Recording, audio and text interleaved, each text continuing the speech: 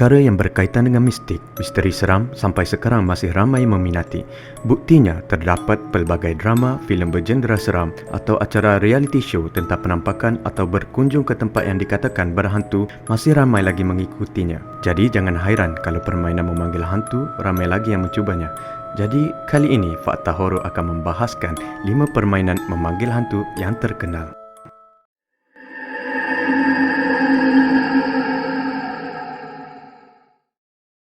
Jelangkung. Jelangkung adalah permainan tradisional berasal dari Indonesia, di mana permainan ini terkenal untuk memanggil arwah atau roh yang ada di sekeliling. Jelangkung biasanya berbentuk seperti boneka yang menggunakan tempurung kelapa sebagai kepala.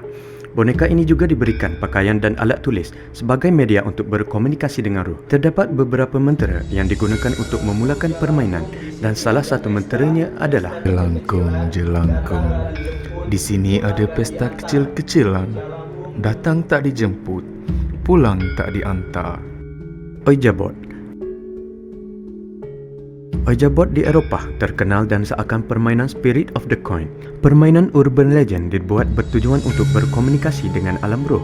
Dengan menggunakan papan yang ditulis abjad, nombor dan perkataan yes dan no digunakan sebagai medium untuk berkomunikasi dengan alam dunia lain. Pada awalnya, papan ini digunakan tujuan sebagai permainan yang dapat dimainkan bersama pasangan atau keluarga, sehingga ia dikomersialkan dengan meluas. Selepas muncul filem The Exorcist pada tahun 1973, filem itu menampilkan adegan pemanggil roh oleh seorang kanak perempuan, menyebabkan kanak-kanak tersebut meninggal akibat dihantui roh jahat. Daripada itu, pandangan orang ramai mulai berubah dan menganggap permainan mempunyai unsur negatif dan penjualan papan ini semakin menurun. Crossroad Demon. Crossroad Demon adalah ritual pemanggilan iblis di mana seseorang akan membuat perjanjian bersama iblis dengan menjual jiwa. Ritual ini sangat terkenal di Amerika dan dikatakan salah seorang penyanyi blues iaitu Robert Johnson menjual dirinya kepada iblis supaya menjadi penyanyi terkenal. Permainan ini dimainkan dengan menggunakan sebuah kotak kecil yang mengandungi gambar tanah dari perkuburan dan tulang dari kucing hitam. Kemudian kotak itu harus ditanam di persimpangan jalan dan beberapa detik selepas itu muncul iblis yang menyerupai manusia dan bersedia untuk menunaikan permintaan seseorang. Elevator to Hell.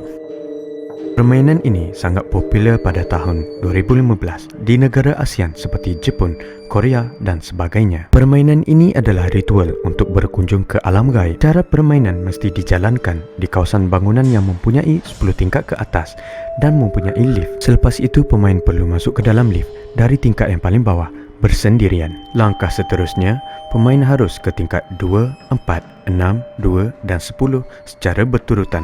Kemudian ke tingkat 5 tanpa keluar dari lift dan tunggu sekejap sehingga ada seorang wanita yang akan memasuki lift tersebut. Akhir sekali, pemain harus ke tingkat 1 tetapi lift tersebut akan bergerak ke tingkat 10 dan permainan sudah bermula.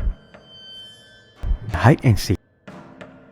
One Man Hide and Seek atau permainan sembunyi-sembunyi adalah permainan untuk bermain bersama hantu. Cara permainan dengan hanya memerlukan boneka, beras, jarum serta benang berwarna merah, gunting, 1 gelas garam dan tempat untuk sembunyi. Boneka tersebut kemudiannya diisi dengan beras, gunting kuku sedikit dan masukkan ke dalam boneka tersebut. Kemudian isikan air di dalam tak mandi dan letak segelas garam tadi di tempat persembunyian. Setelah itu, namakan boneka tersebut serta ucapkan, "Kau sembunyi dulu, kemudian aku cari kau," pada pukul 3 pagi dan letakkan ke dalam tak mandi tersebut.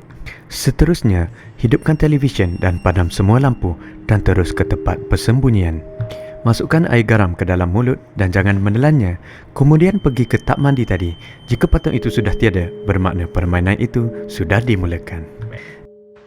Jika anda suka konten seperti ini, sila share, like dan subscribe supaya kami lebih semangat untuk memenai video yang seterusnya.